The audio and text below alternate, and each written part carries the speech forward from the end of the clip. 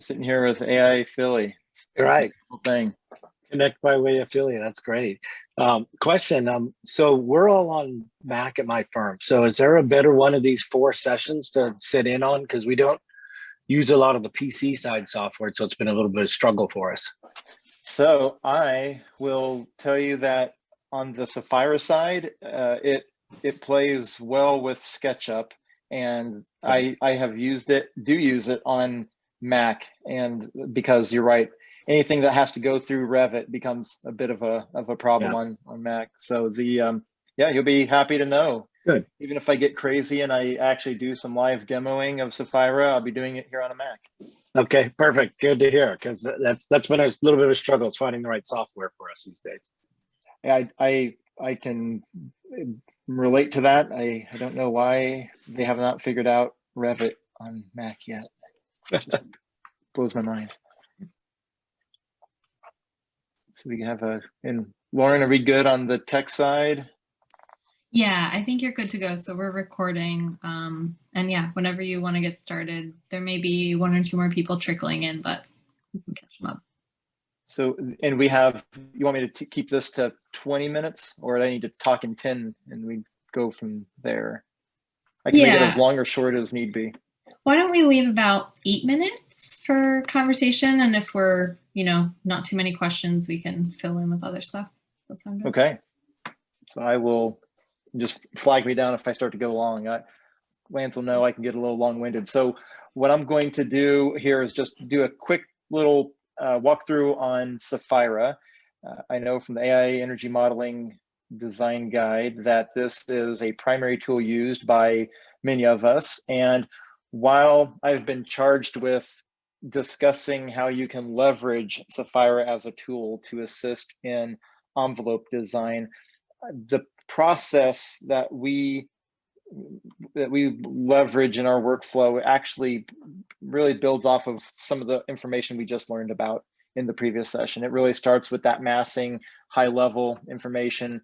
It pulls in energy and daylighting. I know daylighting is a session yet to come in this series. I'm just going to give you one case study, just in the interest of time. I wanted to show a project that's actually been built and that we used Sefeira, and it actually resulted in a building that's LEED certified and the campus is site certified, and it turned out well. I just wanted to start with that. This is the general 5-step process as I would describe it for using Sefeira. We'll look at that massing and orientation issue, high level, understand the energy profile.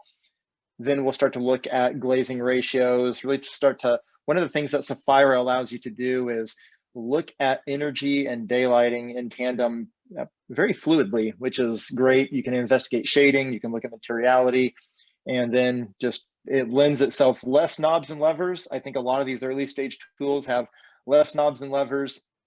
That is sometimes a point of frustration. You may want to have more than one wall type. You only get one. You may want to have more than one type of U factor and solar heat gain coefficient for glazing. You can only pick one. But what I'm showing you here is when we've used this in SketchUp. So I should clarify that there is a Revit plugin and a SketchUp plugin. And when I'm showing you Sefeira right now, it's going to be on a case study in which we used it in SketchUp. I like to use SketchUp with Sefeira because having used a lot of different energy modeling tools, you're always trying to simplify the geometry to something very plane-based, like what you see here. Take assemblies and geometries and such and just break them down into simple planes. And SketchUp really lends itself to being a graphic user interface to get into Sefeira, which uses Energy Plus under the hood. That's the engine that it uses. And you'll get a window that has 3 dials like you see here when you have it set to both energy and daylighting. And it will, if you can see my cursor, hopefully, it will give you an initial EUI number. It'll give you this little dash here, which is actually the 2030 challenge threshold at this point in time. So if you're wondering how your project is faring relative to the 2030 challenge, that'll give you a little bit of a sense on that.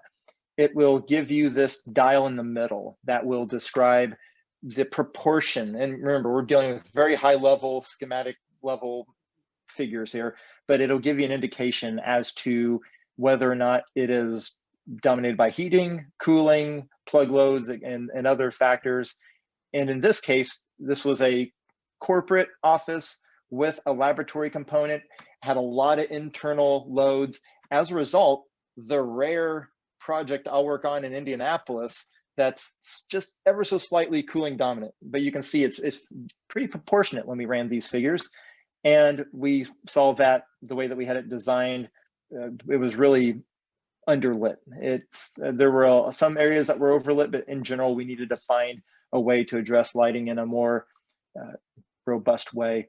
This element performance graphic that you'll see here is really interesting. It can help you just at a glance look at this, and you can see for at a categorical level, lighting, appliances, fresh air required, solar south. You can also see window glazing conduction.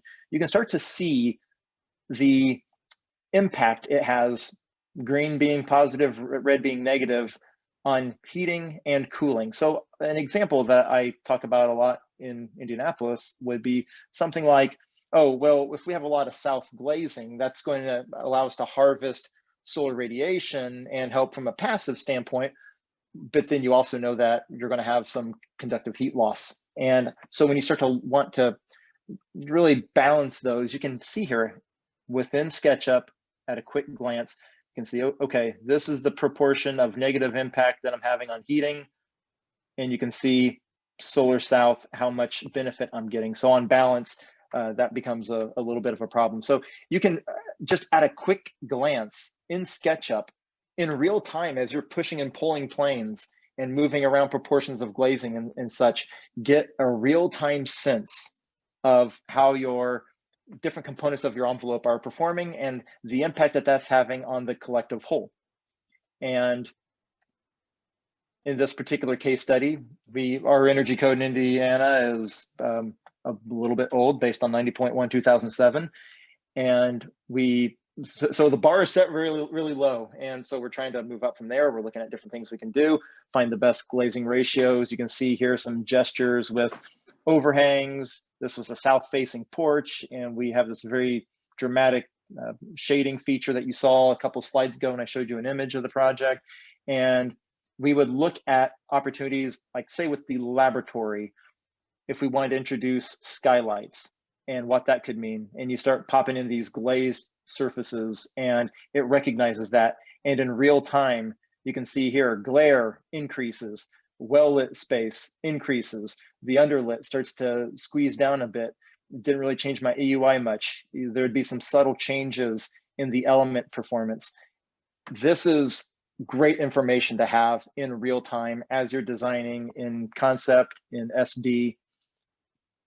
And it also allows in real time to understand the impact on daylighting. They have historically updated this to coincide with the well building standard for spatial daylight autonomy, architectural sunlight exposure. You can see in a color gradient, they'll set the thresholds right at what well and what it calls for. So it's really, and there's also some of the classic daylight performance metrics like daylight factor. You can look at illumination, but it will allow you to very quickly look at that. So balancing lighting along with energy is at the heart of Sefeira and the SketchUp plugin. In this particular project, this is where you get an opportunity to look at design features and start to understand it, not just from the standpoint of the energy performance impact on EUI, spatial daylight autonomy, but you can also start to look at based on your location. When you put in data in the little window, when you activate the plugin in SketchUp and you add your location, it's going to draw off of data sets to understand as you put residential or one of the commercial typologies. It's going to make lots of different assumptions, and including your energy cost, and will help you to understand what your energy cost impact could be. Now, one of the caveats that was mentioned earlier in the session tonight is that these are best leveraged as tools to help us go beyond rules of thumb to make better informed design decisions. they are not predictors of the future, and I wouldn't want to bet the farm that I'm going to land on exactly $3,764 in energy cost savings. It's just for order of magnitude. We're dealing with numbers to understand order of magnitude. It's when I talk with our clients about this, I liken it to the process through which we do cost estimating, right? You do some of these very high level estimates way early on. You may get down to the cents per square foot really early on, but as you sharpen your pencil over time, less assumptions, more specificity, we have much more confidence in the numbers we're dealing with, but we still need those numbers from the outset to have a substantive discussion. And so we will talk about it with all those sorts of qualifiers, that we're just trying to use this to test ideas, because sometimes you'll make some discoveries. We'll find sometimes we can, maybe triple glazing didn't have quite the impact we thought it would have on a residential project. I've seen this happen, that maybe you actually wanted some solar gain in a small skin load dominant building like that. On here, you think that the shading devices will have a dramatic impact, and perhaps on daylighting it does, but when you have an internal load dominated building, it had less impact than we anticipated. But how much? Instead of talking about this kind of lesser, more than conversation, let's get into some specific numbers and have a more substantive dialogue. And that's it. So the quick iterative designs at this level of specificity is what I really appreciate about this platform. In the SketchUp model, you'll need to tag all of your surfaces. Now it's a pretty smart program. You hit a button and it's going to figure out 95% of it by itself. It's going to mess up in a few areas. It's going to think for some reason, maybe this laboratory roof is a floor, because when you made the model, you extruded it and for some reason it just didn't quite figure it out. Maybe you copied that plane and it just doesn't always nail it. None of these programs do. So you want to do a little bit of an audit. So it gives you this way to graphically, it reminds me of the old way that you used to see bad insulation paper identified. I remember seeing this where you had that sort of repetition of labeling, but you can look through here and with the, I mean, it just says wall, really easy, very intuitive. Roof, pay careful attention to the glazing and whether or not it's operable glazing or fixed glazing. But these identifiers make it really easy to spot check it. Just make sure that things are correct. You can start to look at your energy profiles, understand how your building's working. You can change materiality and such. You can understand proportion of gains and losses across roof, wall, floors, and glazing. Just again, the one aspect of this, and this is common with a lot of these early stage modeling programs, they are making a deliberate decision to have less knobs and levers to make it more accessible to all of us, something that's quick and iterative. What we sacrifice in doing that are less ability to change things. One wall type, one roof type. It makes a lot of assumptions back of house on the project model that you can get into another level of specificity when we push it out to the cloud. And I'll talk about that here in a second. Also beware of how, not just how your model in Sefeira, when you hit the button, that it interprets your entities for walls, roofs, etc., but also when you hit the button to send it to the cloud to do a deeper level of analysis. There's more knobs and levers at your disposal there. It will allow you to change the mechanical systems, for instance. In the SketchUp plugin, it's going to give you the ASHRAE baseline HVAC typologies. It's only in the cloud where you have a lot more features at hand that you can change the mechanical systems. But when you pull your model, whether Revit or SketchUp, when you pull it into the cloud, and you operate through your Internet Explorer, it will interpret your buildings and give them thermal zones. And it will do this in accordance with the ASHRAE standards, the handbook, the classic 5-zone methodology that I've clipped here. And in a really simple building like this one I'm showing you on screen, that's fine. Hard to screw that up. Other times it can get really complicated, kind of messy. Be very careful. There are, you can see here, zones passed. There's the way in Sefeira, they try to make it simple. It will go through and do a bit of its own audit to see if anything didn't come through, anything got translated in a way in which it's indicating that it maybe misinterpreted some of the information. So be mindful of that. On the topic of envelope, you can look at these response curves. And what it will do is you can set a number of steps. For instance, perhaps 10, you want to set a 10-step analysis. You want to look at something like roof R value, maybe overall surface reflectance of my walls. And it will give you, it'll, in the cloud, model Energy Plus 10 times in a row in about 30 seconds. I remember when I used to have to watch a machine do it for, a half hour, maybe longer, before I could get modeling results. Now it's almost instantaneous. It's amazing. It's so powerful. And it gives you some response curves like this on single elements. You can start to assess maybe where that sweet spot is on where you should dial things up. That in the case of roof insulation, diminishing return on increasing R values. That first R30, R40, you reaped a huge benefit in reduced energy consumption, but going from 40 to 60 or 80, much, much less. Also, something like surface reflectance, there's this lull in the curve. This is maybe where I should spot it, but always watch the scale. This is something I've learned from application as well. Just look at these numbers, understand like what that scale is really telling you. It will automatically do the scale, and sometimes it makes it look a little bit deceptive in terms of what the impact would truly be. The results, you can look at a number of metrics in real time very easily. I mentioned EUI, spatial daylight autonomy, the annual sunlight exposure, the reduction on cooling load in the case of this project here, and we were looking at our glazing ratios on different orientations. You can fold all these different strategies together. This is a clip from the cloud. So this is not that simple 3-dial window that you get in SketchUp. This is after you push it to the cloud.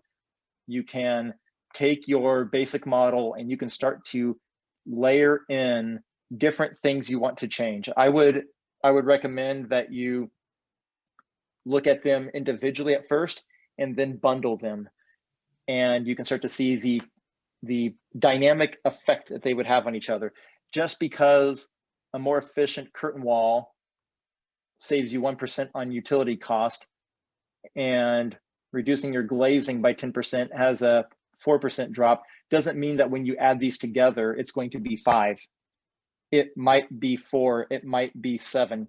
There's this dynamic interplay of these. So it's good to look at them in isolation to understand just as energy conservation measures, which one could be more impactful, but really when you combine them together into a combined strategies bundle that you can do in the cloud, you can understand the total effect of that. This really lends itself nicely to ASHRAE 209 and that standard of implementing energy modeling throughout. There is an ability to invite your mechanical engineers to join you in Sefeira on the cloud. They have different windows, different things, different knobs and levers that are more specific to their discipline, to the mechanical systems. I have used this on numerous projects to collaborate. It works really well. This is how you can actually accomplish some of these early modeling cycles. And because it's Energy Plus, you can export Energy Plus files. Theoretically, though I've not been able to successfully do this yet, but I think this is where we're going as a collective here, AUC collective, is having some schemas that you can start to pull from one of these platforms to the next. That would be the ultimate goal. If this is now using Energy Plus, it wasn't several years ago, now it is. You can start to pull that theoretically into Energy Plus as its own separate platform, pull in those files and look at things at that next level of specificity. And that would be the ultimate goal, would be same energy modeling engine, same file types, same schema, pull it all the way through. In the case of this case study, in aggregate, we found about 6 different things we could do that resulted in a 16% EUI reduction and utility cost savings of over $31,000. We were able to communicate that to the owner, and we were able to implement those on the project. And as I mentioned, was able to get certification under LEED, and that Lauren, I can hand it back to you. Did I go over on time? You're How am I doing fine. on time? You're good. You got about 4 minutes left. So Good. I have one question for you. So our office, for example, we've been using Sefeira on and off for a couple years, but we've had some trouble with learning curve, and we'll have some people come on and learn it really well, and then they'll leave, or they'll move on to projects where they want to be taking a different role. How do you find that Sefeira fits into like the learning curve of project teams? That's a great question. So what I appreciate about Sefeira is it seems to have grown in popularity enough that, because this is a real issue, we've had the same issue happen in our office.